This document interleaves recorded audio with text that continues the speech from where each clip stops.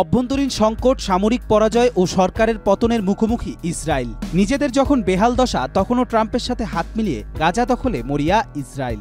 বর্বরতার পাশাপাশি তাদের নির্বুদ্ধিতার শেষ কোথায় জানা নেই কারো।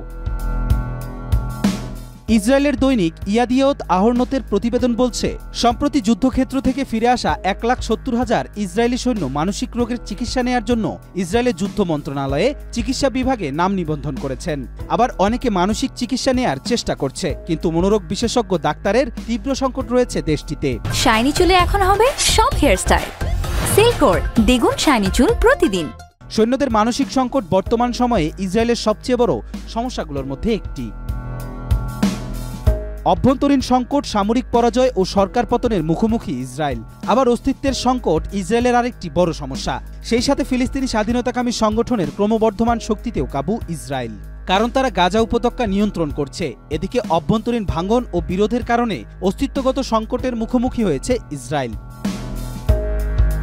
এদিকে ইসরায়েলের মিডিয়া ব্যর্থতার সংকটও এমন একটি বিষয় যা আজকাল ইসরায়েলি বিশেষজ্ঞরা স্বীকার করছেন। এই প্রসঙ্গে ইসরায়েল সরকারের এক মুখপাত্র বলেছেন, ইসরায়েলি শাসন ব্যবস্থা সবসময় সম্প্রসারণবাদী লক্ষ্য বাস্তবায়নের উদ্দেশ্যে জনমতকে নিয়ন্ত্রণ করতে এবং তাদের কর্মকাণ্ডকে বৈধতা দেওয়ার জন্য মিডিয়া প্রচারণার ব্যবহার করে আসছে। কিন্তু আল আকসা তুফান অভিযান ইসরায়েলি আগ্রাসনের পথে বিরাট বাধা হয়ে দাঁড়িয়েছে।